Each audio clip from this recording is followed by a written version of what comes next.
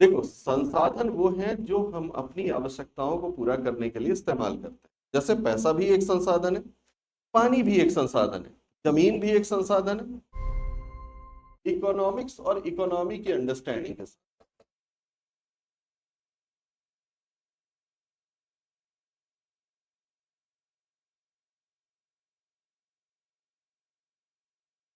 सही है। और ये होता है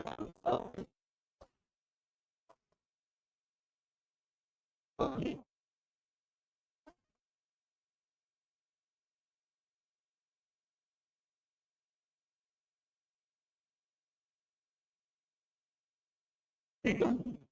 ओके, तो सिंपल है, देखो ना कि अर्थशास्त्र, अब यहाँ पे एक चीज और थोड़ा सा समझ लीजिए, फिर उसके बाद हम इसमें डिफाइन करने की कोशिश करते हैं। देखो, अर्थशास्त्र की जरूरत क्यों पड़ी, एक तो सबसे बड़ा सवाल यहाँ पे ये आता है कि अर्थशास्त्र आया क्यों, जरूरत होगा। कभी तो किसी ने सोचा होगा कि मैथ की जरूरत क्यों है ना, तो मैथ की शुरुआत हुई होगी, किसी ने फिजिक्स को सोचा होगा, किसी ने केमिस्ट्री को सोचा होगा, है ना। उसी तरह से किसी ने तो सोचा होगा ना कि अर्थशास्त्र की क्या जरूरत है। अब देखो, जब हम बहुत सिंपल लिविंग में थे, यानी जब होमोसेपियंस अकेला रहता था, तब तो किसी से कोई मतलब ही नहीं, ना सोसाइटी की जरूरत है, ना मैथ की, ना फिजिक्स की, ना बायोलॉजी की, ना इकोनॉमी की, ना पॉलिटी की, किसी भी चीज की जरूरत नहीं है ना, क्योंकि इंसान अकेला रह रहा है। लेकिन जैसे ही वो ग्रुप में रहना शुरू करेगा, जैसे ही फैमिली का कॉन्सेप्ट आएगा, जैसे ही कबीले बनने लगेंगे। अब देखो, फैमिली का कॉन्सेप्ट कहाँ से आया। फैमिली का कॉन्सेप्ट दो चीजों से जुड़ा हुआ है, बायोलॉजिकल नीड, है ना, यानी जैविक आवश्यकताएं, और उसके अलावा सिक्योरिटी, दो चीजें, है ना। तो अब यहाँ पर जैसे एक पुरुष और महिला ने अपना परिवार शुरू किया, तो फैमिली आई। अब परिवार को पालने के लिए उसको क्या करना होगा, कुछ ना कुछ ऑक्यूपेशन करने होंगे ना, कुछ ना कुछ तो करना पड़ेगा, व्यवसाय। अब उस टाइम पे नौकरी तो थी नहीं, खेती करेगा ना, या कुछ नहीं करेगा तो शिकार करेगा। शिकार करेगा, जंगल से फलों को इकट्ठा करके अपने परिवार के लिए लेकर के आएगा, ठीक है, इस तरह से। लेकिन जब वो शिकार में जाना शुरू करेगा, जैसे परिवार बढ़ने लगा, अकेले की आवश्यकता तो वो कैसे भी कर सकता है, लेकिन जैसे जैसे मनुष्य जो है वो परिवार में रहना शुरू करेगा, उसकी आवश्यकताएं बढ़ती जाएंगी।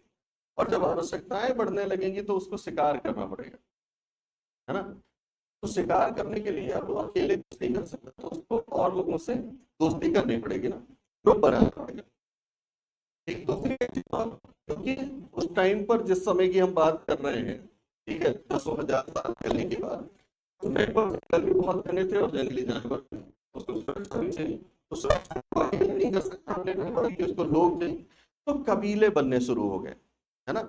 अब जब कबीला बनेगा, ठीक, और वो क्या करेंगे, शिकार करेंगे एक साथ में, फिर धीरे धीरे फलों को इकट्ठा करने का काम शुरू करेंगे। फिर उनको लगेगा नहीं नहीं, ये जंगल में रोज रोज जाना बड़ा खतरे का काम है, अपन तो ऐसा करते हैं कि ये फल खुद ही उगा लेते हैं, है ना, या खाने की चीजें खुद ही उगा लेते हैं। तो सिस्टमैटिक एग्रीकल्चर का डेवलपमेंट होना शुरू होगा ना, कि हम एक जमीन साफ करेंगे पेड़ों को काट करके, या खाली जमीन में अनाज बोना शुरू करेंगे। अब जब अनाज बोना शुरू करेंगे, तब हमारे पास अब प्रॉपर्टी और वेल्थ का कॉन्सेप्ट आ जाएगा। क्यों, क्योंकि खेतों को जोतने के लिए हमको जानवर चाहिए, और जानवर जैसे ही आएंगे वैसे ही आएगी ऑनरशिप, मालिक, है ना। और जैसे ही मालिकाना हक की बात आएगी, वैसे ही प्रॉपर्टी, वेल्थ, ये सारी चीजें जो है, ये शब्द जो है ना, संपत्ति, जमीन का मालिक कौन होगा, अनाज जो उगाया गया उसका मालिक कौन होगा, डिस्ट्रीब्यूट कैसे किया जाएगा, कबीले के लोग कैसे डिस्ट्रीब्यूट करेंगे।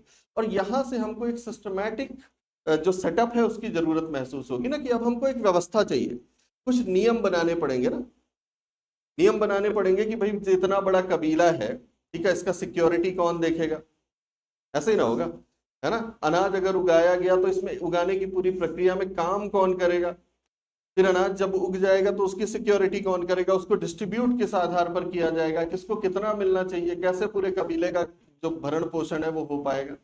तो ये सारे जो कॉन्सेप्ट्स थे, धीरे धीरे इवॉल्व करना शुरू करते हैं, ठीक है। और यहीं से संपत्ति का ख्याल आना शुरू होता है ना, लोगों में झगड़े होने शुरू होते हैं। तो झगड़े को ही खत्म करने के लिए हम क्या करते हैं, कुछ नियम और सिद्धांत बना देते हैं।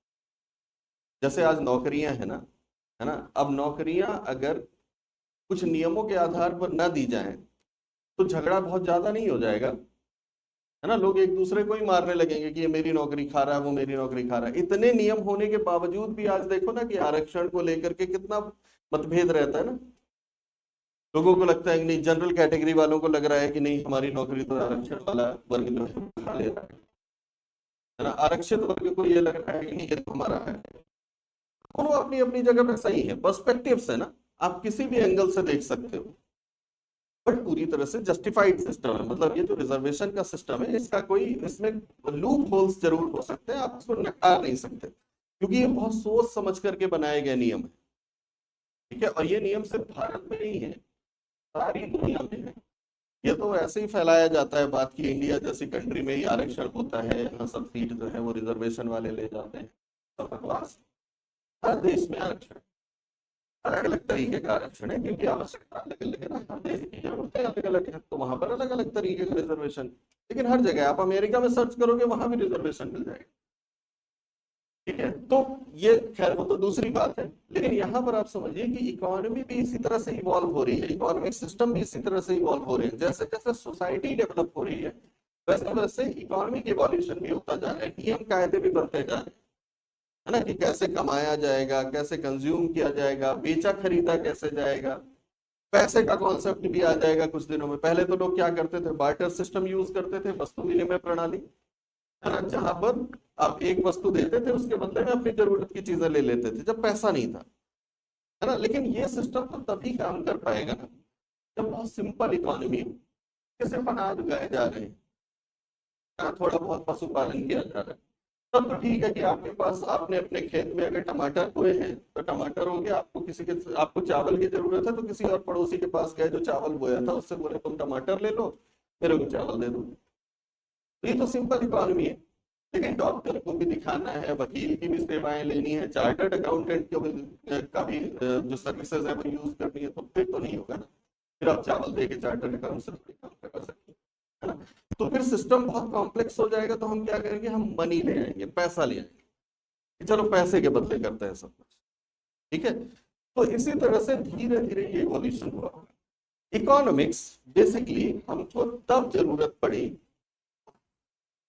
जब रिसोर्सेज बहुत लिमिटेड थे और जरूरतें बहुत ज्यादा, हम नियम बनाते ही तभी हैं रिसोर्सेज लिमिटेड हो या स्कार्स हो, सीमित संसाधन हो और असीमित आवश्यकता हो।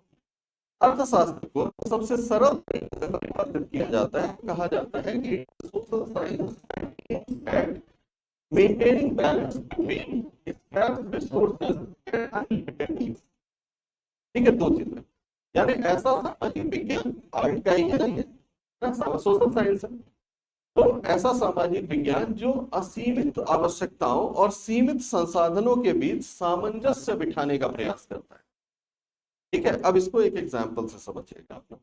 देखो, संसाधन वो है जो हम अपनी आवश्यकताओं को पूरा करने के लिए इस्तेमाल करते हैं। जैसे पैसा भी एक संसाधन है, पानी भी एक संसाधन है, जमीन भी एक संसाधन है। ठीक है, हर चीज संसाधन है जिसको यूज करके हम अपने जीवन को थोड़ी सी कंफर्टेबल बनाने की या अपनी आवश्यकताओं को पूरा करने की कोशिश करते हैं।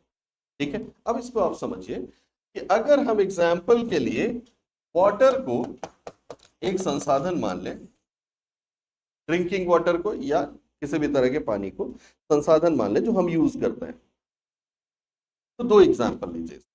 ठीक है, पहला एग्जाम्पल जो है ये हम ले लेते हैं आपके घर का, हाउस होल्ड। ठीक है, और दूसरा एक एग्जाम्पल हम ले लेते हैं a village in Jaisalmer. Jaisalmer का एक गांव ले लेते हैं।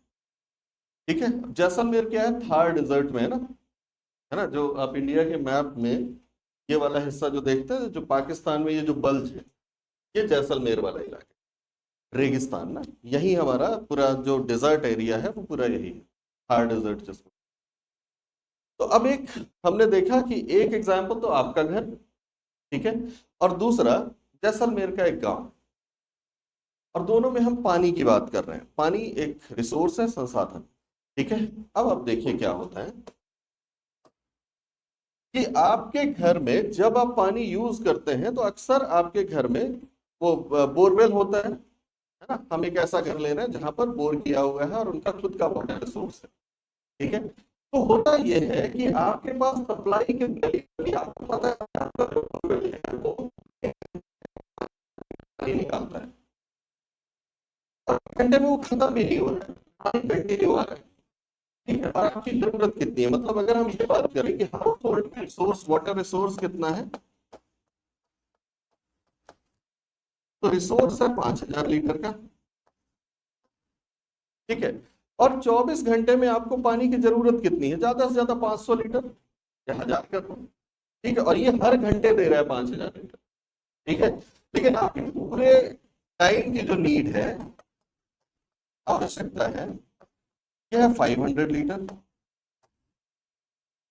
यानी इस केस में आप क्या देख रहे हैं, इस केस में आप देख रहे हैं कि आपके पास संसाधन कितना है, असीमित है ना, बहुत है ना, 5000 लीटर हर घंटे, यानी 24 घंटे में तो ये बहुत ज्यादा हो जाएगा, ठीक है। 1 लाख लीटर से भी ऊपर चला जाएगा और जरूरत है सिर्फ आपकी 500 लीटर। तो हम ये कह सकते हैं कि हाउस होल्ड के केस में रिसोर्स क्या है, अनलिमिटेड,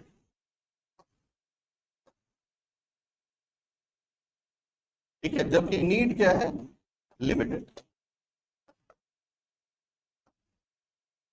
ऐसे ही है ना, अनलिमिटेड नीड है, सॉरी अनलिमिटेड रिसोर्स है और नीड्स लिमिटेड।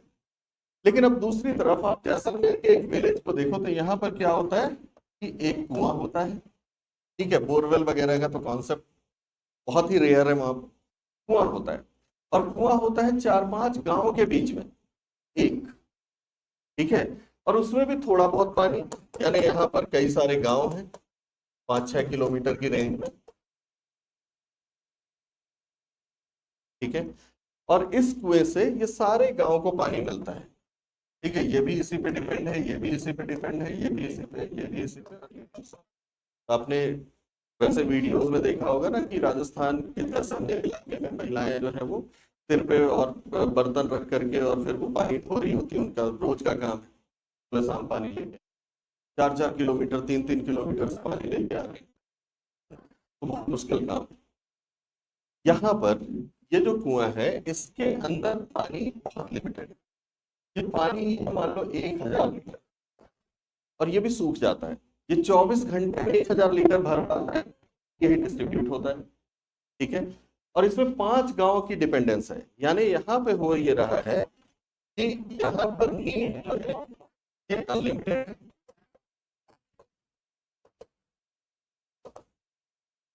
और रिसोर्स क्या है, लिमिटेड, ठीक है। समझ पा रहे हैं यहाँ तक आप, है ना। दोनों उदाहरण अलग अलग है ना, एक में जल संसाधन जो है ये असीमित है और जल की आवश्यकता सीमित है, दूसरी तरफ यहाँ पर जल संसाधन सीमित है और आवश्यकता असीमित है। तो अब दोनों के यूज के पैटर्न को आप देखना क्या होता है कि अगर आपने घर में बाय चांस टैप खुली छोड़ दी, ठीक है, या आपने अपना वाटर जो मोटर लगा हुआ है उसको ऑन किया और भूल गए, पानी बह रहा है, ठीक है। और आपको 1 घंटे बाद याद आया कि अरे पानी तो बह रहा है, तो आप क्या करते हो, आप बिना किसी गिल्ट के जाके स्विच ऑफ कर देते हो, है ना। अगर बाय चांस आपको गिल्ट फील भी हुआ या आपको डांट पड़ी, तो वो किस चीज के लिए पड़ेगी, वो भले ये कहे कि इतना पानी बह गया है, पानी के लिए नहीं पड़ेगी, बिजली के लिए पड़ेगी, है ना। कि 1 घंटे से मोटर चल रहा है, कितना बिल आएगा, पानी के लिए नहीं। हाँ, वो एक जो मोरल ड्यूटी है उसके लिए हो सकती है कि अरे तुम लापरवाह हो, तुमने ऐसा कर दिया, उसके लिए हो सकता है, लेकिन पानी का नुकसान हो गया इसके लिए कुछ नहीं, पानी बहना था बह गया, ठीक है। तो यहाँ पर कोई नियम नहीं है बेसिकली, यहाँ पर आप पानी चलाए भूल गए, है ना, पानी बह गया कोई टेंशन नहीं, ठीक, जब याद आया बंद कर दिया। यहाँ पर इस कुएं के पानी को यूज करने के लिए यहाँ पे क्या होगा, एक जल पंचायत बना दी जाएगी, ठीक है। जैसलमेर में ऐसा ही सिस्टम है, ठीक है। ये सारे गांव के एक एक मेंबर आएंगे, ठीक है, सारे गांव से एक एक मेंबर सेलेक्ट किया जाएगा, उनसे एक कमेटी बना दी जाएगी, ठीक है। और वो कमेटी क्या करेगी, इस कुएं के पानी को मैनेज करेगी, मतलब पूरा मैनेजमेंट लगाना पड़ेगा आपको यहाँ पे।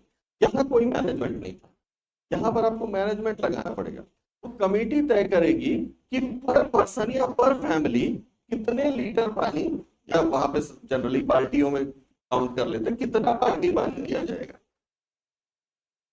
तय किया गया कि 4 बाल्टी एक फैमिली, 5 बाल्टी एक फैमिली, ठीक है, इससे ज्यादा नहीं मिलेगा। अच्छा, सिर्फ इतना ही नहीं, इसकी देख रेख के लिए भी लोग अपॉइंट किए जाएंगे कि कुएं के आसपास एक आदमी 24 घंटे बैठेगा कि कहीं कोई पानी चुरा के ना ले जाए।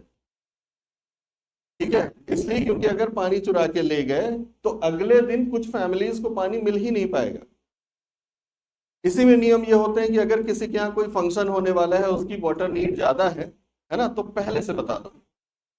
तो 10 दिन से पानी को स्टोर कर करके रखेंगे, थोड़ा थोड़ा बचा के, सबकी जो डिस्ट्रीब्यूटिंग क्वांटिटी है उसको रिड्यूस कर दिया जाएगा कि 5 बाल्टी की जगह अब 10 दिन 4 बाल्टी मिलेगा, एक एक बाल्टी कलेक्ट किया जाएगा जो फंक्शन के लिए यूज होगा, है ना। और गलती से किसी ने पानी वेस्ट किया तो उसमें पनिशमेंट लगेगी। तो आप एक चीज देखिए कि यहाँ पर दोनों केसेस में हम पानी की ही बात कर रहे हैं, लेकिन एक केस में आपको क्या दिख रहा है कि प्रॉपर मैनेजमेंट हो रहा है ना, लोग लगे हुए हैं, पूरी मॉनिटरिंग हो रही है, सब कुछ हो रहा है।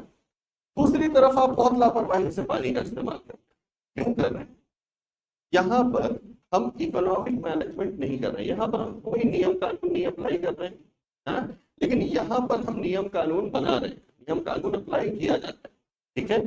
तो यहाँ पर जो हम पानी का इस्तेमाल कर रहे हैं ये अकॉर्डिंग टू इकोनॉमिक लॉजिक है, ठीक है, अकॉर्डिंग टू इकोनॉमिक लॉजिक, अर्थशास्त्र के तर्क के साथ इस्तेमाल किया जा रहा है, यानी अर्थशास्त्र के नियमों के आधार पर किया जा रहा है। यहाँ पर हम कोई इकोनॉमिक लॉजिक नहीं इस्तेमाल कर रहे। इसका मतलब ये हुआ कि इकोनॉमिक्स का इस्तेमाल सिर्फ वहां पर होता है जहां पर एक कंडीशन पाई जाती है, वो क्या है? Unlimited needs with limited resources, है ना। रिसोर्सेज जब लिमिटेड होते हैं और नीड्स अनलिमिटेड होती हैं, तब हम इकोनॉमिक्स का इस्तेमाल करते हैं। अब इसी तरह से हर चीज का है, एम्प्लॉयमेंट लिमिटेड है, नौकरी चाहने वाले लिमिटेड है, पैसा लिमिटेड है, ऐसे होता है। तो हर चीज ऐसे, जमीन लिमिटेड है, जमीन लेने वाले अनलिमिटेड है, तो अपने को हर इस नियम के हिसाब से चलते, ठीक है। हवा अभी तक बहुत ज्यादा लिमिटेड वाली कंडीशन में नहीं गई है, लेकिन कोविड के टाइम पे ऑक्सीजन जो था वो लिमिटेड हो गया था। तो जैसे ही कोई चीज लिमिटेड होती है वैसे ही सरकार नियम कानून बनाना शुरू कर देती है, और जब तक अनलिमिटेड है तब तक कोई टेंशन नहीं, है ना। तो वही चीज है कि हमको ध्यान रखना है कि अर्थशास्त्र की जरूरत हमको तब पड़ती है जब संसाधन सीमित होते हैं और आवश्यकताएं असीमित होती, ठीक है। तो सिंपल सी अर्थशास्त्र की परिभाषा क्या होगी कि वह सामाजिक विज्ञान जो असीमित आवश्यकताओं और सीमित संसाधनों के बीच सामंजस्य बिठाने का प्रयास करता है। सही है ना। तो ये एकदम बेसिक डेफिनेशन ना कि a part of social science that aims at balancing or maintaining balance between unlimited needs and scarce resources, ठीक है, सही है ना। और इसके लिए हम क्या करते हैं? हम इसके लिए लोगों की प्रोडक्शन, डिस्ट्रीब्यूशन, कंजम्पशन या दूसरी इकोनॉमिक एक्टिविटीज को रेगुलेट करने की कोशिश करते हैं, ठीक है। तो यहां तक आप समझ पाएंगे इकोनॉमिक्स क्या है, ये समझ गए ना। इकोनॉमिक्स का सिंपल सा मतलब यही हुआ कि scarce resources and unlimited needs के बीच जो बैलेंस बिठाता है उसी को हम इकोनॉमिक्स कहते हैं, ठीक है। तो जहां भी स्कार्सिटी ऑफ रिसोर्सेज है, जहां भी संसाधन सीमित है, वहां पर इकोनॉमिक्स की जरूरत है। और उन संसाधनों को फिर हम कैसे इस्तेमाल करेंगे? विद इकोनॉमिक लॉजिक, है ना, विद इकोनॉमिक लॉजिक इस्तेमाल करें, ठीक है। तो इसका मतलब ये हो गया कि जहां भी संसाधन सीमित नहीं है वहां हमको इकोनॉमिक्स की जरूरत नहीं है, ठीक है। समझ गए आप, है ना। खैर इसको मैं बाद में आपको पूरे नोट्स जो है वो बहुत प्रॉपर तरीके से लिखाऊंगा, तो वैसी टेंशन नहीं है ना। नोट राइटिंग बहुत प्रॉपर तरीके से कराता हूँ मैं, तो नोट्स ऐसे हैं जो आप बाद में पढ़ोगे ना तो आपको कोई दिक्कत नहीं आएगी, बहुत सिस्टमैटिक बनता है।